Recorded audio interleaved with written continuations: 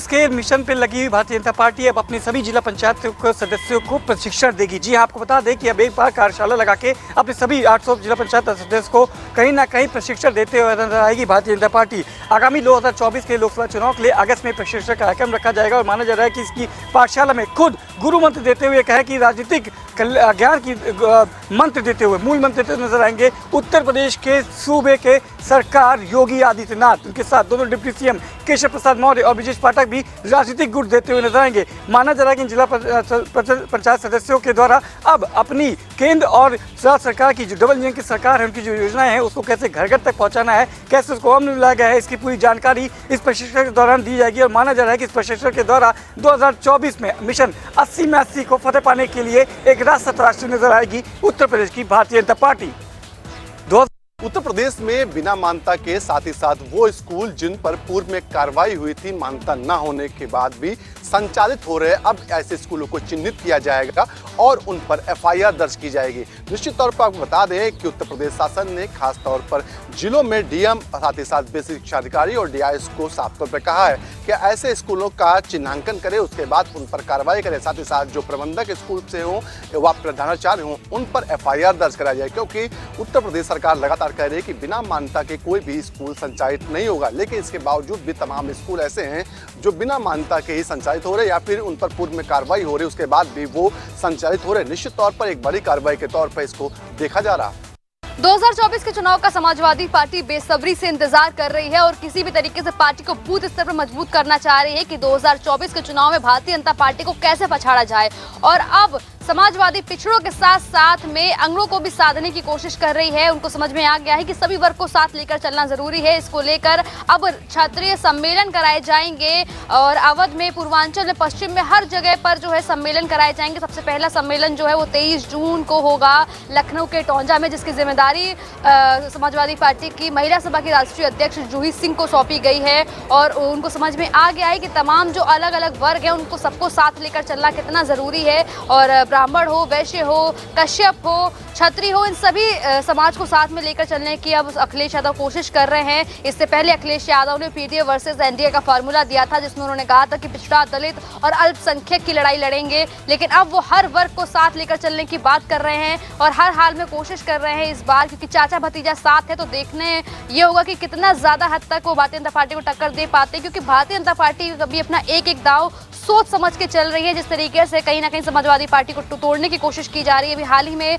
दारा सिंह चौहान जो हैं उन्होंने इस्तीफा दिया था तो उससे कहीं ना कहीं समाजवादी पार्टी को चोट पहुंची है। अब ऐसे में अखिलेश यादव पूरा अपना एड़ी चोटी का जोर लगा देना चाहते हैं। लोकसभा चुनाव को लेकर गठबंधन की बैठक हुई है, उसमें भी अखिलेश यादव ने साफ तौर पर कहा है कि जीतेगा इंडिया और इंडिया जिताएगा। तो कहीं ना कहीं उनका कोशिश है कि सारी पार्टियां, सारी विपक्षी पार्टियां मिलकर इस बार भारतीय जनता पार्टी को हराने की कोशिश करेंगी।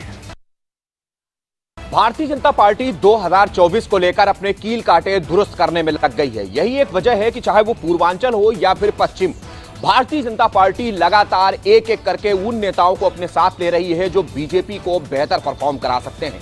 यही एक वजह है कि जब 2022 का विधानसभा चुनाव हुआ या 2014 के बाद जब लोकसभा चुनाव 2019 में हुआ, उस दौरान बीजेपी को नुकसान का सामना करना पड़ा।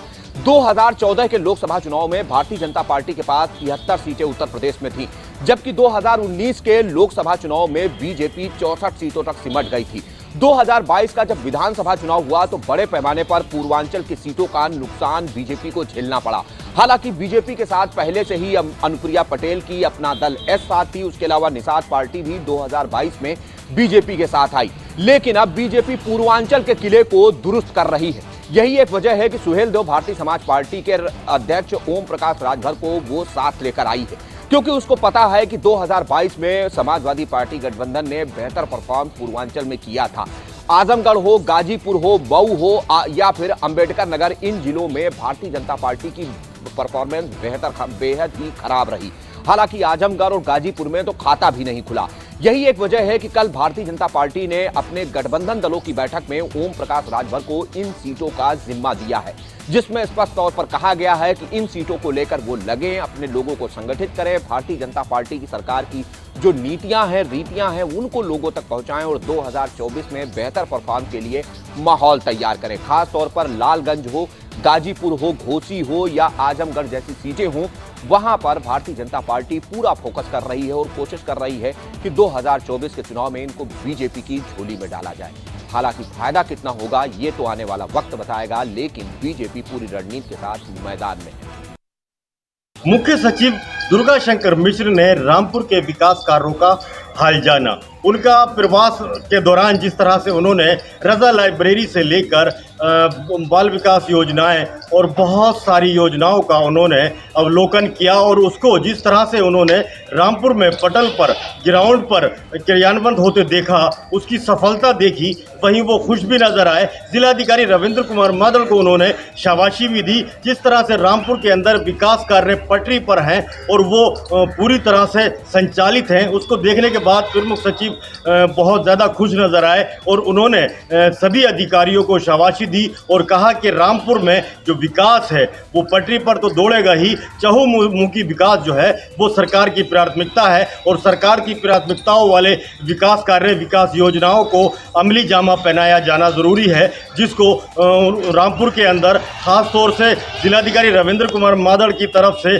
उसमें जो कोशिश की जा रही है, हर तरह से उनको लागू किया जा रहा है और उसकी सफलता भी दिख रही है। हर जगह योजनाओं का असर भी दिख रहा है और विकास कार्य बहुत तेजी से रामपुर में चल रहे हैं। इसको देखकर प्रमुख सचिव दुर्गा शंकर मिश्र ने उन शाबाशी भी दी और अधिकारियों का हौसला भी बढ़ाया। यूपी एटीएस ने कई आतंकियों को गिरफ्तार किया है। ये आतंकी आईएसआई के लिए काम कर रहे थे। उत्तर प्रदेश में रहकर तमाम सैन्य ठिकानों की फोटो भी भेजने के इन आरोपियों के ऊपर आरोप लगे कि आईएसआई को सैन्य ठिकानों की फोटो इन्होंने भेजी है। जिसके बाद अगर हम आज की बात करें तो पुलिस मुख्यालय में एक बड़ी बैठक बुलाई गई है। उस बैठक में एटीएस चीफ को भी बुलाया गया है, क्योंकि जिस तरीके से सीमा हैदर का प्रकरण चल रहा है, रईस जो कि गोंडा का रहने वाला है उसको गिरफ्तार किया गया है। रईस की निशानदेही पर सलमान और अरमान को गिरफ्तार किया गया। उसके बाद आज पुलिस मुख्यालय में बड़ी बैठक बुलाई गई है। एक बड़ी रणनीति तय की जा रही है कि क्या इन लोगों के संपर्क में आए हुए जो एजेंट हैं या कह सकते हैं कि इनके साथी उत्तर प्रदेश में कहीं और हो सकते हैं, उसको लेकर बड़े पैमाने पर अभियान एटीएस चला सकती है। इन्हीं तमाम चीज़ों को लेकर, उत्तर प्रदेश की सुरक्षा को लेकर, देश की सुरक्षा को लेकर एक बड़ी बैठक पुलिस मुख्यालय में की जा रही है। अब देखना होगा कि जब इन तीनों आतंकियों की कस्टडी रिमांड मंजूर होती है तो उसके बाद क्या कुछ अहम जानकारियां ये एटीएस को बताते हैं। बागपत के अंदर क्रांतिकारी बाबा सैमुअल का 166वां शहादत दिवस मनाया गया है।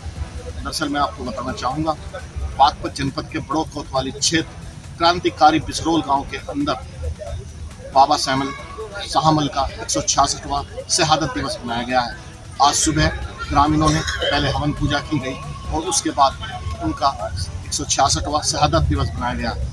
यहीं पर बागपत के डीएम जतेंद्र प्रताप सिंह और राज्य मंत्री केपी मलिक भी मौजूद रहे। बागपत के जो विधायक हैं बड़ौत के, जो राज्य मंत्री केपी मलिक ने उनके जीवन की पूरी परिचय उन्होंने ग्रामीणों को बताया। बढ़ते जलस्तर को लेकर जिला प्रशासन भी अब पूरी तरीके से सचेत हो गया है। आज उन्नाव की जिलाधिकारी अपूर्वा गोयल ने कटरी के कई गांवों का दौरा किया और फरीदपुर, कट्टर, कटरी, गगनपुर हाट सहित कई गांवों की हाट और बाजारों को भी चेक किया। इतना ही नहीं, सिंचाई विभाग और स्थानीय तहसील प्रशासन को पूरी तरीके से सचेत किया है कि वो आसपास के इलाकों में नजर बनाकर रखें और अगर गांव के आसपास पानी भर रहा है तो गांव को खाली कराने का जिम्मा तहसील प्रशासन का होगा। इतना ही नहीं, गंगा के बढ़े जलस्तर को लेकर अब कटान भी शुरू हो गई है, जिसको लेकर सिंचाई विभाग को जिलाधिकारी ने निर्देश दिया है कि किनारों पर बालू की भरी बोरियां लगाई जाएं और कटान। मुजफ्फरनगर के जिला पंचायत सभागार में आज भारी संख्या में किसान पहुंचे हैं और किसानों का कहना है कि हर महीने सप्ताह के तीसरे बुधवार को किसान दिवस मनाया जाता है और इस बार भी मनाया जाएगा, लेकिन प्रशासन की ओर से जिला पंचायत सभागार में कोई नहीं पहुंच पाया है। भारतीय किसान यूनियन के राष्ट्रीय प्रवक्ता चौधरी राकेश टिकैत भी यहां पर पहुंचे हैं और जो जिला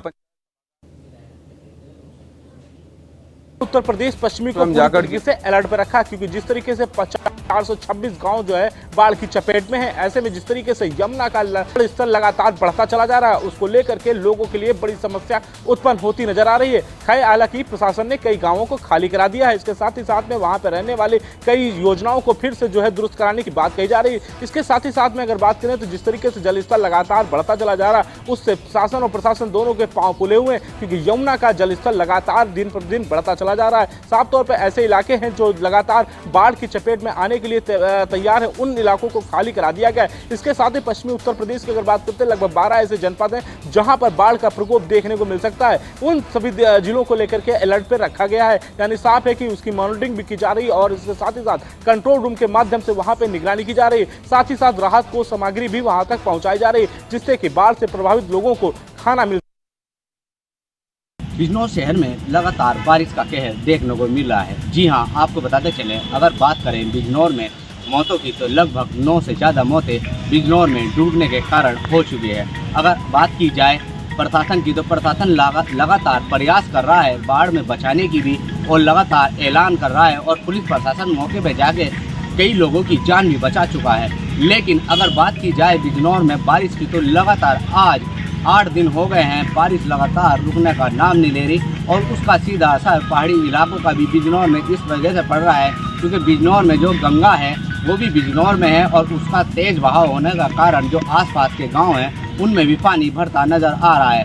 आप देख सकते हैं वीडियो में किस तरीके से गाँव वाले पानी जान जोखिम में डालकर रास्ता पार कर रहे हैं, और आप वीडियो में ये भी देख सकते हैं किस तरीके से लोगों का जीना दुश्वार हुआ है। बिजनौर शहर में लगातार बारिश का कहर देखने को मिल रहा है।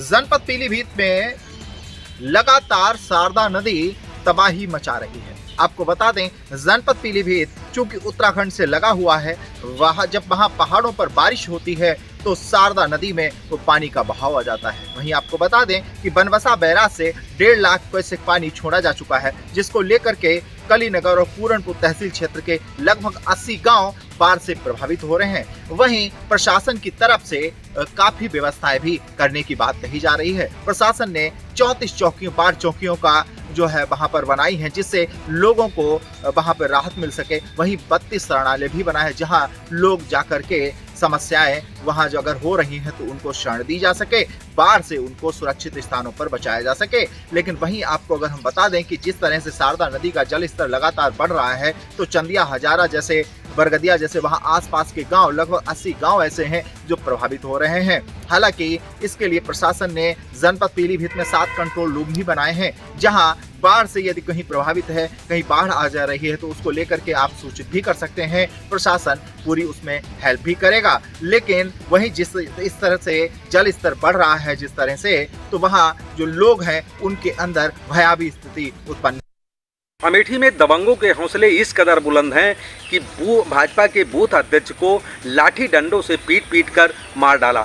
जी हां, हम आपको बता दें, ये पूरा मामला संग्रामपुर थाना क्षेत्र के साहजीपुर गांव के पास का है, जहां पर धौरहरा निवासी बीजेपी के नेता व बूथ अध्यक्ष अमेठी मार्केट से घर वापस आ रहे थे और घात लगाए 6 बदमाशों ने लाठी डंडों से भाजपा के बूथ अध्यक्ष को पीट कर लहूलुहान कर दिया।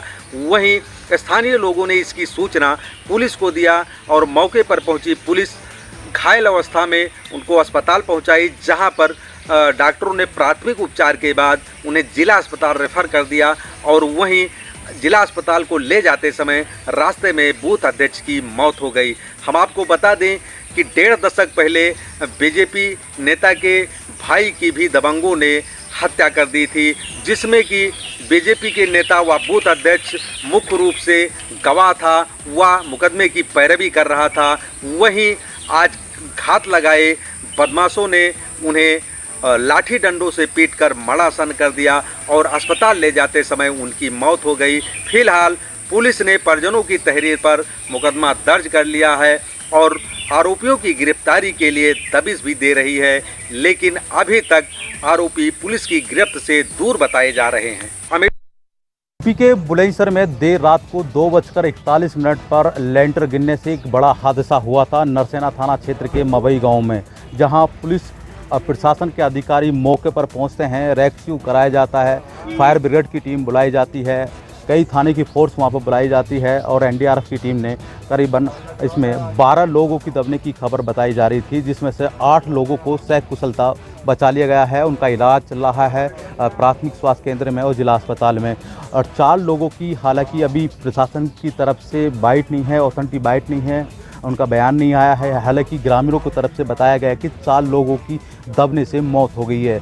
हादसा उस टाइम का बताया जा रहा है, कल इन्होंने लेंटर घेरा था, लेंटर का पिलर नहीं होने के कारण से ये हादसा हुआ है, जिसमें न्यूज़ वन इंडिया पर जिसके मृतक के बड़े बेटे ने बातचीत के दौरान बताया है कि हम खा पी के सो रहे थे, तभी 2 बजे करीब में आवाज़ आती है और ऊपर से लेंटर गिर जाता है। लेंटर गिरने से करीबन 12 लोग इसमें दबने की खबर थी, जिसमें से 8 लोगों को सकुशलता बचा दिया गया है और 4 लोगों की हालांकि प्रशासन की तरफ से ऑथेंटिक नहीं किया जा रहा है। हालांकि ग्रामीण की तरफ से बताया जा रहा है कि 4 लोगों की मौके पर।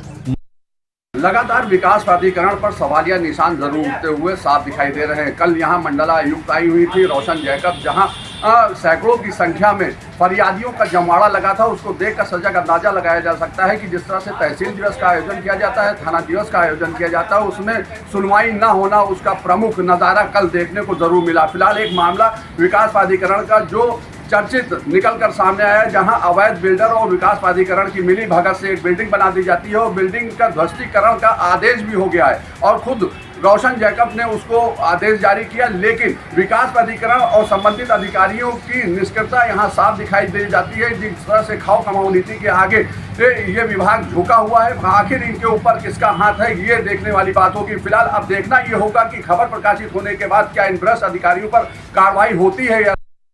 कुशीनगर में पुलिस और बदमाशों के बीच हुआ मुठभेड़ के दौरान 25-25 हज़ार के 2 अपराधी जो इनामिया थे वह गिरफ्तार हुए। हालांकि पुलिस टीम ने इनके पास से एक पिकअप के अलावा कुछ हज़ार रुपये नगद के अलावा 2 शस्त्र भी बरामद किया है। पूरा मामला कुशीनगर जनपद के सेवरही थाना क्षेत्र के शिवा घाट का है, जहां पर